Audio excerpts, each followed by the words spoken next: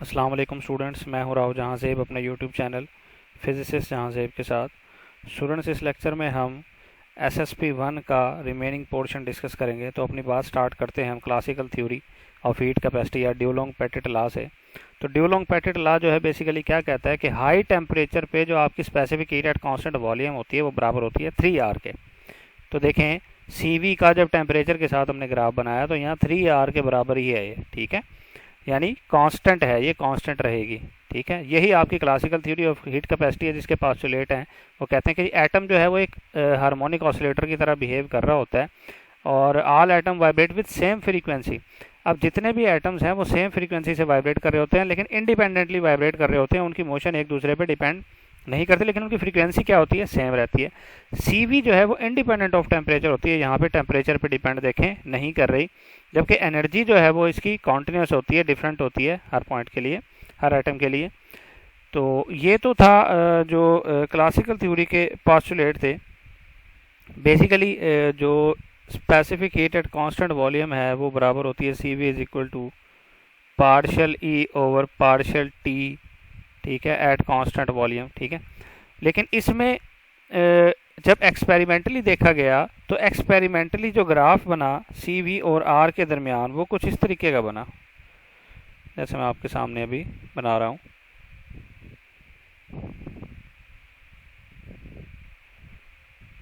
कुछ इस तरीके का, ठीक है।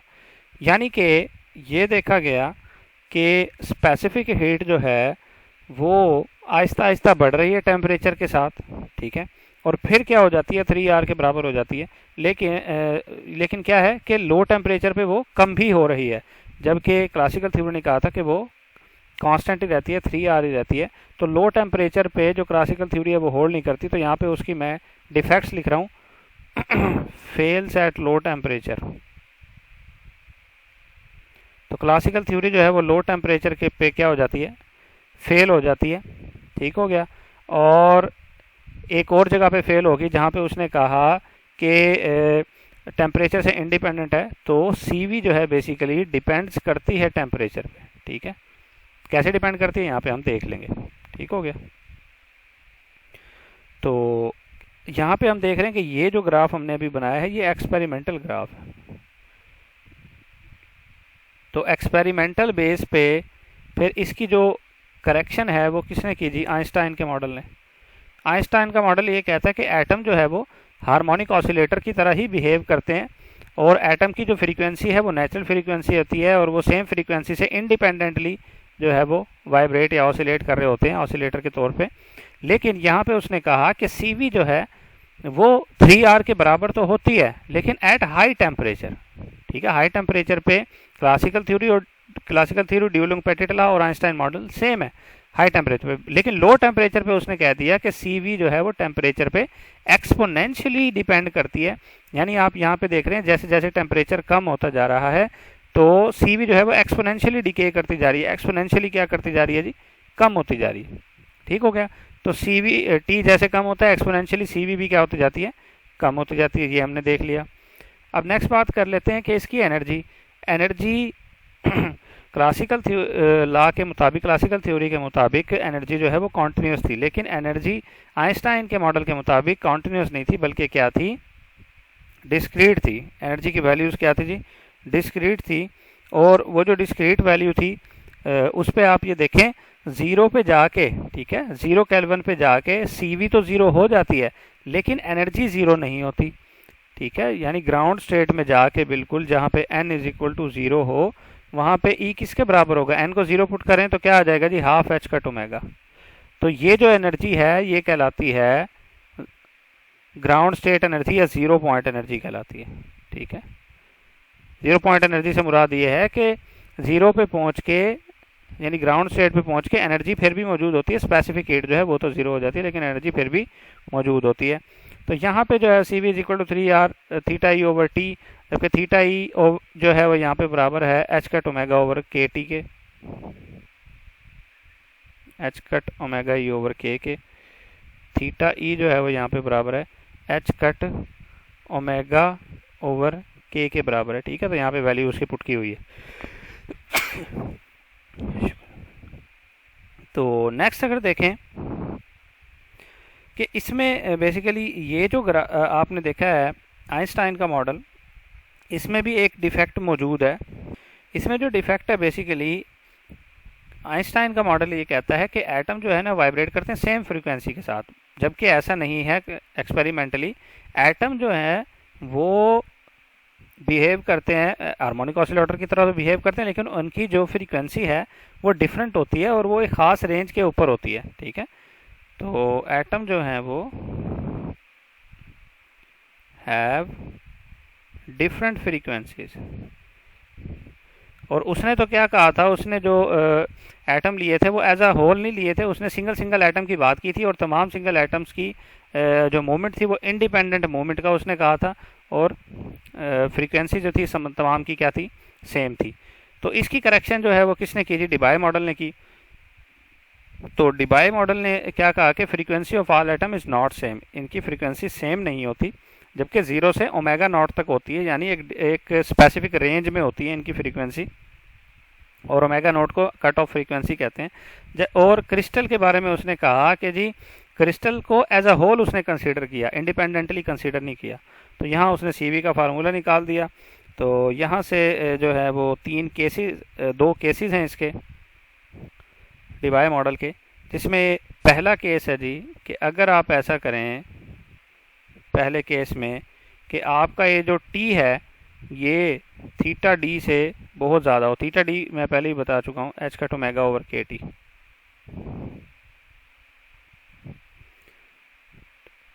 H cut omega over K। ठीक है, अगर ये T जो है वो थीटा D से बहुत ज़्यादा हो तो इस टर्म में ये जो स्पेसिफिक हीट कैपेसिटी निकाली हुई है इसमें क्या होगा कि आपका जो e⁻x वाली टर्म है वो बराबर आ जाएगी जी 1 + x के। ठीक है, और यहाँ से जो CV आपकी बराबर आ जाएगी किसके, 3R के। यानी कि अगर हाई टेम्परेचर हो, बहुत ज़्यादा हाई टेम्परेचर हो, तो उस सूरत में आपका आइंस्टाइन का मॉडल, स्पेसिफिक क्लासिकल थ्योरी और डिबाई मॉडल सारे जो हैं वो एग्री करते हैं एक ही बात पे कि हाई टेम्परेचर पे CV = 3R होता है। अगर ऐसा हो केस 2, अगर टेम्परेचर जो है वो बहुत कम हो थीटा D से, तो उस सूरत में क्या होगा, थीटा D ओवर T जो है आपका ये वाली टर्म जो है वो इनफाइनाइट हो जाएगी, क्योंकि टेम्परेचर तो बहुत कम है। ठीक है, तो यहाँ से CV = T³। ठीक हो गया, ये भी एक लॉ है, इसको कहते हैं जी T³ लॉ। यानी जब टेम्परेचर बहुत कम होता है, लो टेम्परेचर पे, at very low temperature CV is proportional to या इक्वल टू T³। इसको कहते हैं जी T³ लॉ। ठीक है, और इसी तरीके से एक लॉ जो है वो है TQ लॉ। ठीक है, तो TQ लॉ मैं आपको बता देता हूँ क्या है।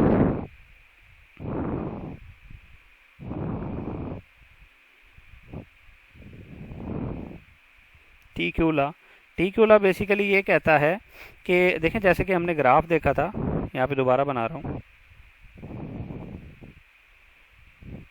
ठीक है जी, किस किस के दरमियान, CV और T के दरमियान। तो ग्राफ कुछ इस तरीके से था। ठीक है, ग्राफ कुछ इस तरीके से था।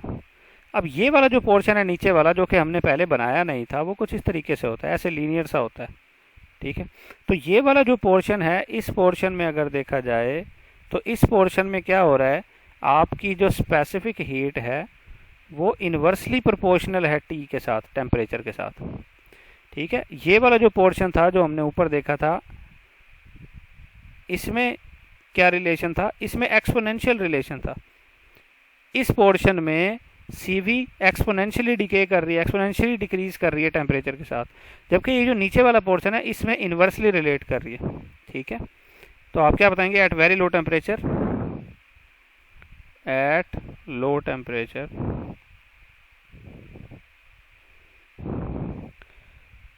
C is inversely proportional to T। ठीक है, ये है TQ law. T cube law और टी क्यू ला में ज़रा आपने क्या करना है, ज़रा फ़र्क रखना है। ठीक हो गया। तो ये था आपका जी डिबाय मॉडल। अब अगर बात करें जी डेंसिटी ऑफ स्टेट्स की, डेंसिटी ऑफ स्टेट्स, जितनी भी स्टेट्स हैं उनकी डेंसिटी क्या होगी। डेंसिटी ऑफ स्टेट्स बेसिकली होती है number of states per unit range, number of states per unit range, इसको कहते हैं जी डेंसिटी ऑफ स्टेट्स। ठीक है। और डेंसिटी ऑफ स्टेट्स जो है वो कैसे लिखते हैं G, G omega is equal to 1/2 pi 1/μs speed है ये। और ये किसके लिए है जी, बेसिकली ये है जी वन डायमेंशन के लिए। अगर हम बात करें टू डायमेंशन के लिए, तो टू डायमेंशन के लिए यही फार्मूला क्या बन जाएगा जी, टू डायमेंशन के लिए बन जाएगा G omega is equal to v/2 pi square omega square over nu S cube. ठीक है। और अगर हम यहाँ पे नंबर ऑफ मोड्स भी लगा दें, ठीक है, इसको बल्कि आप कर दें 3D में। ठीक है। और अगर आप नंबर ऑफ मोड्स भी लगा दें तो फिर क्या होगा, 3 इसके नंबर ऑफ मोड्स या 3 डिग्रीज ऑफ फ्रीडम हो गए 3v/2 पाई square omega square over nu S cube. तो ये आपका जी है क्या है जी, डेंसिटी ऑफ स्टेट का फाइनल रिलेशन है। तो ये आपने अच्छे से याद रखना है। और डेंसिटी ऑफ स्टेट जो है वो ओमेगा के साथ जो है वो किस तरीके से वेरी करती है वो देख लेते हैं।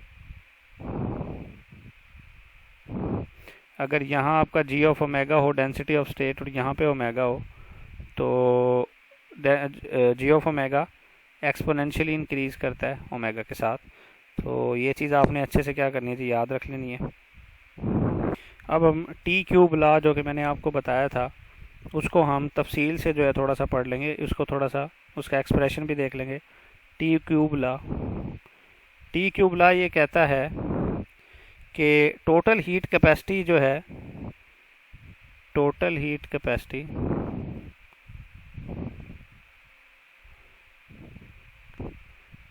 ठीक है, वहाँ सिर्फ हम इलेक्ट्रॉन्स की बात कर रहे थे। तो टोटल हीट कैपेसिटी जो है बेसिकली दो चीज़ों का कम्बिनेशन है।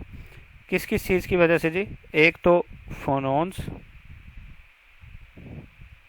और दूसरा इलेक्ट्रॉन्स। ठीक है। तो इन दोनों की वजह से जो हीट कैपेसिटी है वो बराबर होती है जी C is equal to gamma T plus A T का क्यूब। ठीक है। और यहाँ पे अगर आप देखें ये टी क्यूब ला है आपका, जबकि गैमा जो है प्रोपोर्शनैलिटी कांस्टेंट है फोनॉन्स के लिए। गैमा कांस्टेंट फॉर फोनॉन्स, पहली वाली जो टर्म है ये फोनॉन्स के लिए। ठीक है। और ए जो है वो कांस्टेंट फॉर इलेक्ट्रॉन्स। ठीक है जी।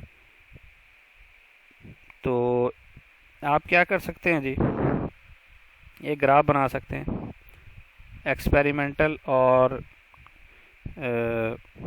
डिफरेंट वैल्यूज़ में।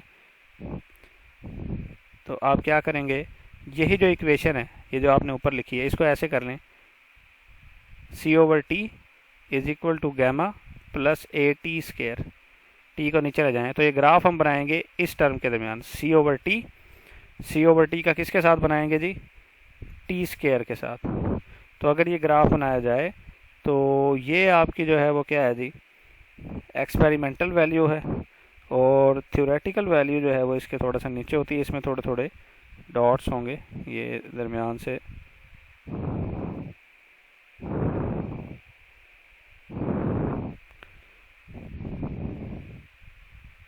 ठीक है जी। और ये एक्सपेरिमेंटल वैल्यू थी। और ये जो है आपकी ये है थ्योरेटिकल।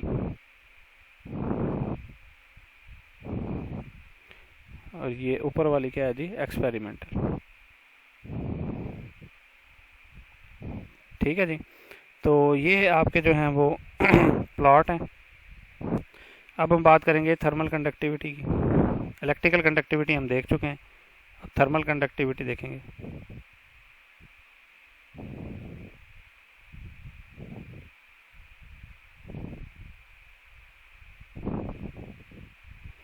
तो थर्मल कंडक्टिविटी जो है वो बेसिकली होती है heat flows per unit time per unit area. ठीक है। और इसको हम ऐसे भी लिख सकते हैं कि हीट फ्लो उतना ही ज़्यादा होगा जितना टेम्परेचर का डिफरेंस होगा दो पॉइंट के दरमियान, D T over D x. तो यहाँ से फिर हम क्या करते हैं कि Q is equal to minus का साइन लगा के कांस्टेंट K लगाते हैं और D T over D X. ठीक है जी। तो ये जो K है ये बेसिकली थर्मल कंडक्टिविटी है।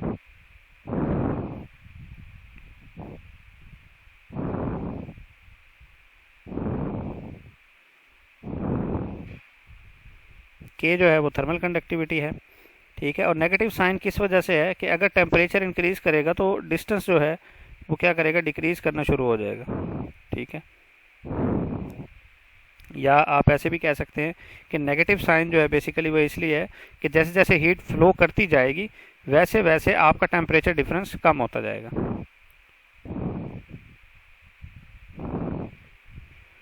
As heat flows temperature difference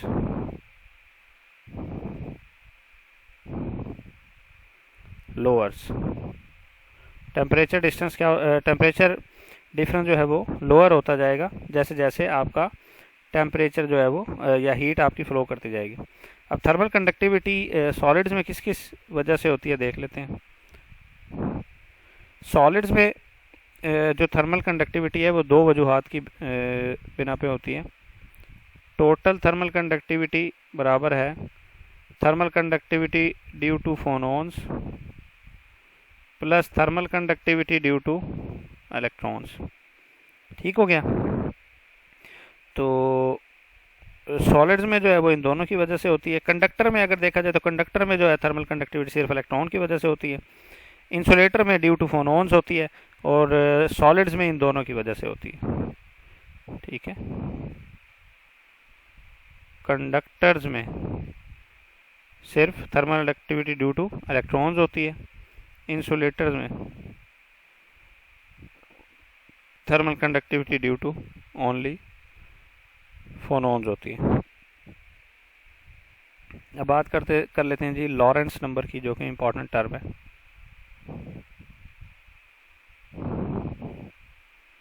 लॉरेंट्ज number. ठीक है जी।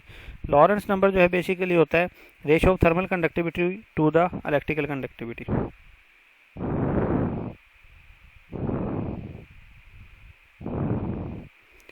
Ratio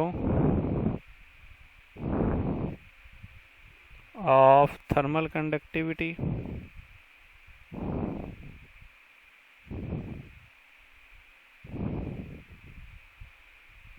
two electrical conductivity.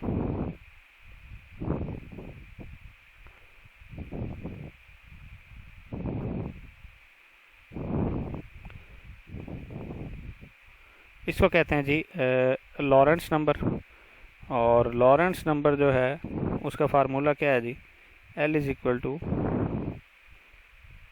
K over sigma T, जो कि बराबर है जी किसके जी 5.8 मल्टीप्लाई 10⁻⁻⁹। ठीक है। चलो जी। अब नेक्स्ट बात कर लेते हैं वेडमैन फ्रेंज लॉ की।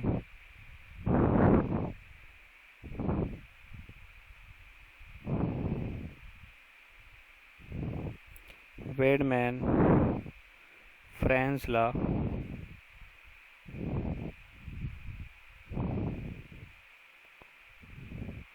तो वेडमैन फ्रेंज लॉ बेसिकली क्या है कि थर्मल और इलेक्ट्रिकल कंडक्टिविटी क्या होती है, एक दूसरे से डिफरेंट होती है मेटल्स के लिए, लेकिन उनकी जो रेशो है L वो कांस्टेंट रहती है। ठीक है। मैं यहाँ पे सिंपल जो है नाम लिख दूंगा, ठीक है। के यानी थर्मल कंडक्टिविटी एंड सिग्मा यानी electrical conductivity are different from each other. ये एक दूसरे से डिफरेंट होती हैं, बट इन दोनों की जो रेशो है, बट देयर रेशो और एल यानी लॉरेंट्ज नंबर इज कांस्टेंट।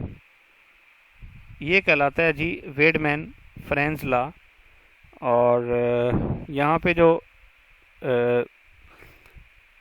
लॉरेंट्ज नंबर है उसका फार्मूला 1/3 पाई के ओवर ई होल का स्क्वायर। बेसिकली लॉरेंट्ज नंबर का जो ये वाला फार्मूला है ये आपके एमसीक्यू में आ सकता है, ठीक है। के बोल्ट्जमैन कांस्टेंट है और ई जो है वो चार्ज ऑन इलेक्ट्रॉन। अब बात कर लेते हैं साइक्लोट्रॉन फ्रीक्वेंसी की।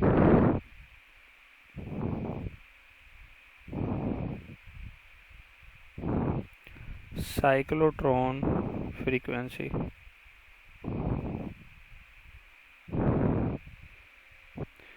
तो अगर फर्ज कर लें एक स्लैब है,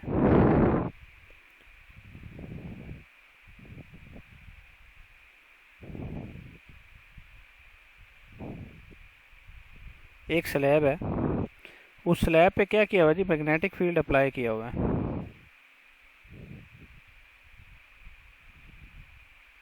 फर्ज के लिए ये स्लैब है और इस पे क्या किया हुआ है जी, मैग्नेटिक फील्ड अप्लाई किया हुआ है। अब मैग्नेटिक फील्ड अप्लाई करने से क्या होगा कि इसमें मौजूद जो इलेक्ट्रॉन्स होंगे वो क्या करेंगे, क्योंकि मैग्नेटिक फील्ड इस पे अप्लाई किया हुआ ना, इलेक्ट्रॉन्स क्या करेंगे जब भी चार्ज पार्टिकल मैग्नेटिक फील्ड में आते हैं तो क्या करते हैं जी, मूव जो है वो रोटेट करने लग जाते हैं, कर्व्ड पाथ अडॉप्ट कर लेते हैं। तो इलेक्ट्रॉन क्या करेंगे, सर्कुलेट करने लग जाएंगे और इन इलेक्ट्रॉन के मूवमेंट की, इन इलेक्ट्रॉन के घूमने की जो फ्रीक्वेंसी होगी इसको कहेंगे साइक्लोट्रॉन फ्रीक्वेंसी, ठीक है। तो ये जो मोशन है basically this counter clockwise motion, this counter clockwise motion, इसको हम कहते हैं जी, क्या कहते हैं, साइक्लोट्रॉन मोशन, ठीक है। और इस साइक्लोट्रॉन मोशन की जो फ्रीक्वेंसी है उसको साइक्लोट्रॉन फ्रीक्वेंसी कहते हैं। The frequency of this cyclotron motion is cyclotron frequency.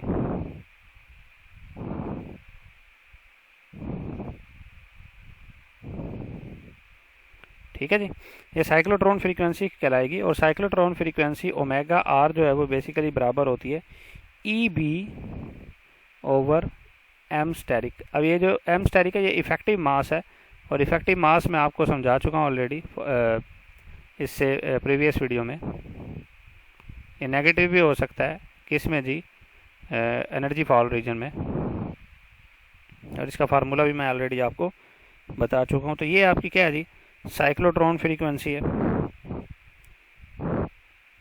अब होता क्या है कि इलेक्ट्रॉन जो है इसमें एब्जॉर्ब होते जाते हैं। अगर ऐसा किया जाए कि ये जो कंडीशन अभी हमने देखी कि साइक्लोट्रॉन मोशन परफॉर्म कर रहे हैं इलेक्ट्रॉन, इस पे एक सिग्नल यहाँ से गुजारा जाए, कौन सा सिग्नल जी, इलेक्ट्रोमैग्नेटिक सिग्नल। अगर इलेक्ट्रोमैग्नेटिक सिग्नल गुजारा जाए तो इलेक्ट्रॉन का इलेक्ट्रिक फील्ड जो है वो अब इलेक्ट्रिक फील्ड की मौजूदगी की वजह से ये जो स्लेब है ये कुछ ना कुछ एनर्जी एब्जॉर्ब कर लेता है, ठीक है। तो कुछ एनर्जी जो है, सम ऑफ द एनर्जी जो इलेक्ट्रोमैग्नेटिक एनर्जी है, एनर्जी इज एब्जॉर्ब्ड। कुछ एनर्जी क्या हो जाती है जी, इसमें एब्जॉर्ब हो जाती है। और एनर्जी सबसे ज़्यादा एब्जॉर्ब कब होती है, absorbed energy will be maximum absorbed energy will be maximum कब जी, जब ये जो इलेक्ट्रोमैग्नेटिक वेव हैं इनकी फ्रीक्वेंसी यानी सिग्नल की फ्रीक्वेंसी बराबर हो जाए किसके, साइक्लोट्रॉन की फ्रीक्वेंसी के। व्हेन फ्रीक्वेंसी ऑफ सिग्नल, ये जो सिग्नल इलेक्ट्रोमैग्नेटिक सिग्नल बराबर हो जाए फ्रीक्वेंसी ऑफ साइक्लोट्रॉन यानी ओमेगा आर के, तो ग्रेटेस्ट एनर्जी जो है वो यहाँ पे क्या होगी, एब्जॉर्ब होगी। अब नेक्स्ट बात करते हैं हम हॉल इफेक्ट और हॉल फील्ड की। हॉल इफेक्ट,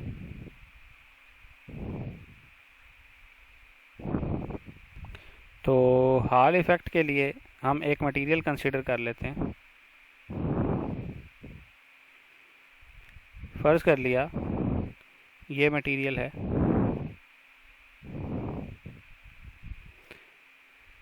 जब इस पे कोई मैग्नेटिक फील्ड हमने अप्लाई नहीं किया हुआ था तो इलेक्ट्रॉन जो हैं वो किस तरफ मूव कर रहे थे जी, इलेक्ट्रॉन इस डायरेक्शन में जा रहे थे, नेगेटिव से, मतलब कि इलेक्ट्रॉन नेगेटिव एक्स डायरेक्शन में जा रहे थे। ठीक है, मैं बना देता हूँ यहाँ पे।